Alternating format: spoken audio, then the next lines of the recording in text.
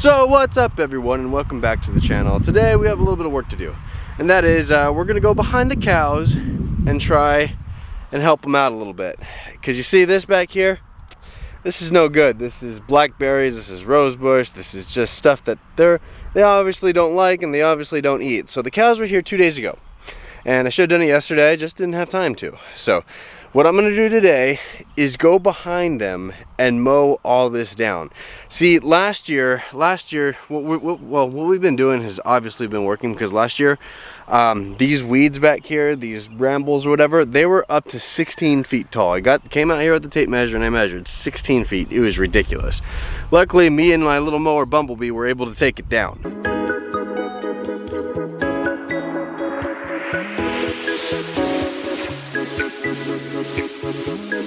So this year, we don't want it to get out of hand, and if you just keep chopping it and keep chopping it and keep chopping it, or in this case keep mowing it or keep grazing it, guess what? They're gonna go away. Why? At some point they just go, okay, you win, we give up, we're not gonna grow here. So it might take a little bit of time, but we'll probably do this again on the next pass as well, because when we mow it, it'll probably start to grow up a little bit. But if you just keep hammering, making those roots die, it'll go away, and we can have more productive, better pasture here. This paddock here is actually one of our better ones. You can see. You see, where we don't have all this, rosebush, thorny stuff, we have really pretty good pasture here. It's a lot of Bermuda grass, which is really high in protein, and a lot of just, different kinds of, there's a lot of diversity here, which is great. And over there, I mean, it gets pretty thick. But we also have to deal with this stuff. See, last year, this was just a big old mound. And the cows couldn't graze it. This year, they can get in here a little bit more and kind of pick through it like they did. You can see, look, there's manure right there. So you can tell that they walked through here, and you can see they grazed that. So what we're gonna do is just come through and knock all this down. Just completely knock all this down. See, look, grazed right there. So when we add carbon to nitrogen equals compost, or in this case soil. So this is just going to improve. This is going to get better. We're not going to wait till it gets 16 feet tall again, because that was just a little bit lot for little Bumblebee over there. So we're going to go through and just mow this down and keep adding carbon to the soil.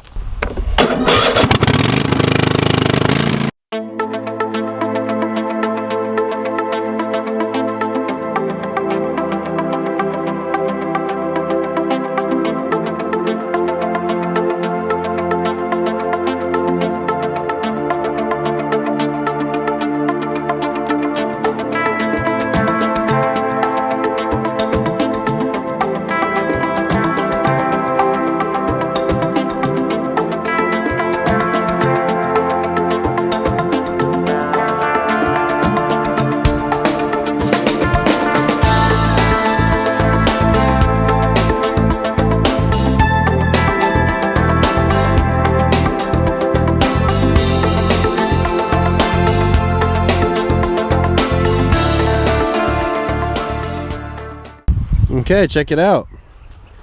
This part completely done, at least close to it. We missed a little bit here and a little bit there, but all the thorn bushes, this area, have been hammered.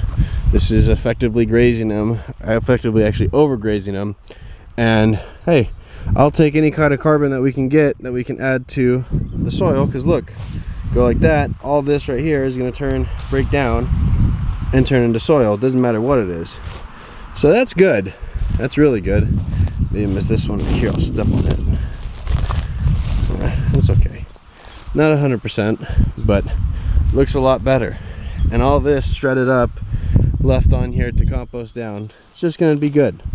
Now we have a whole lot more to do. As you can see, there's like 1, 2, 3, maybe we'll call that 4 patches that we have to do. So it doesn't take too long, but this adds a whole tremendous amount of benefit to the area, and then you don't have to do it where you're doing 16 foot tall weeds, which is not fun.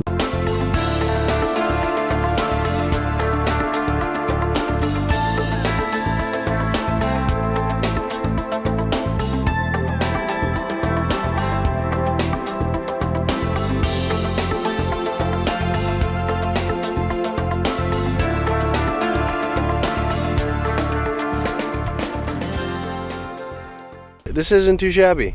You know, basically what this is the equivalent of unrolling hay in the wintertime, because we're adding just so much carbon to the land. What's going on with all those rose bushes is that their roots are going to die, and then hey, you know what? There's more carbon, there's more organic matter, there's more just improving the soil. Now we're doing this. This is actually the beginning. Today's the beginning of summer, actually, June 20th. We're doing this late spring, early summer. I wouldn't do what I did again and do it in the fall, because you know I would, you know, to cut down all the weeds in the fall, that's not a bad thing. But I ended up mowing the whole paddock in the fall. That wasn't a good thing, because yeah, I shouldn't have done that. We could have gotten a lot more grazing out of the land, but I decided to cut it short. Why? Thought, oh, you know what, it's gonna grow back and I'm gonna make it look all nice and pretty and give it all a clean slate. No, that was a mistake. This right here, this isn't. This 100% isn't. This is adding. This is just great. You know, this is gonna decompose real quickly. The soil's active. It's gonna go and churn this all up and just add. Hopefully we can get a little bit more organic matter in the soils, and next thing you know, all the grass that's growing up in between it is just gonna take over the whole thing, and it's gonna be all really grazable. Now the llamas, they can eat this. The longhorns do nibble on this a bit, but when you have the choice between nice, lush, you know, green pasture, like, you know, back over that way, or, you know, thorny stuff, which one would you eat? Of course you're not going to eat this. I wouldn't eat this either, and that's why they kind of picked through it and they went, you know, I'll eat the other stuff first. So what we're going to do is just keep going, and we got that spot back there, we got that spot there, and then we should be done. Then tomorrow we'll probably do the other side, and just kind of, you know, wherever there's kind of a bad spot like this was here, just take care of it. It takes, I think on the recording time, this little section here took like 8 minutes, so not bad.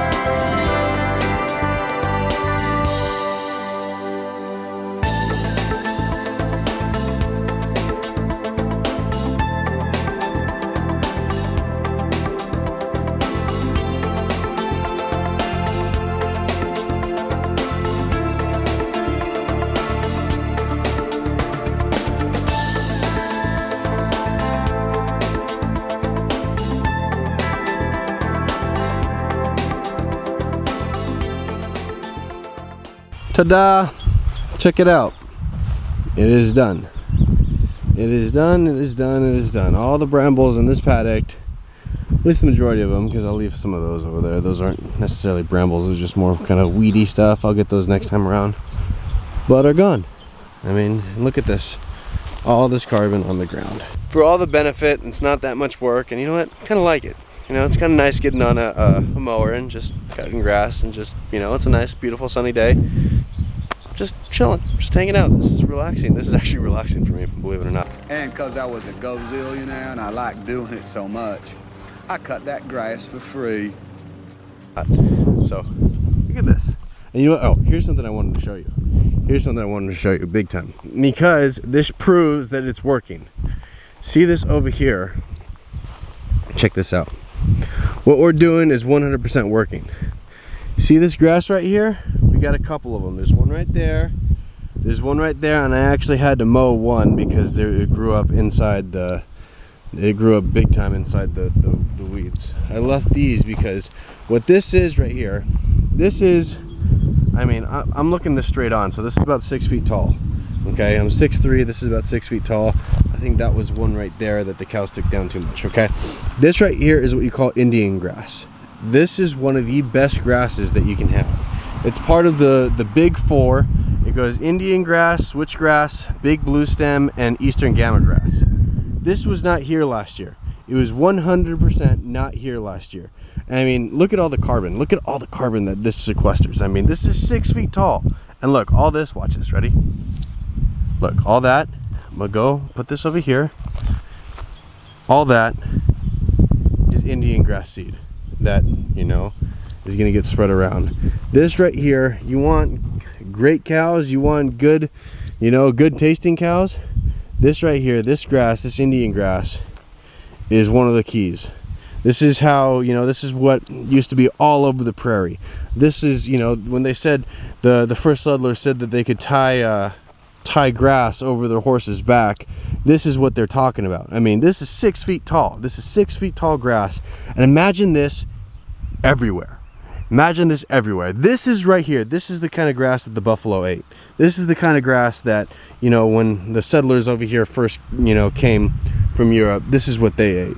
So needless to say, this is working. This is 100% working. Hopefully we're seeing Indian grass all around here, and that would be great. And Bumblebee doing a great job. Got to take my super large tripod back, and time to go inside. Time to go get something to eat. So I think we're gonna cut it right here. Hit that subscribe button down below, ring the notification bell so you get notified when we put up new videos. Hit the like button because it really does help with the YouTube algorithm, and drop a comment if you like. All right, next time, see ya.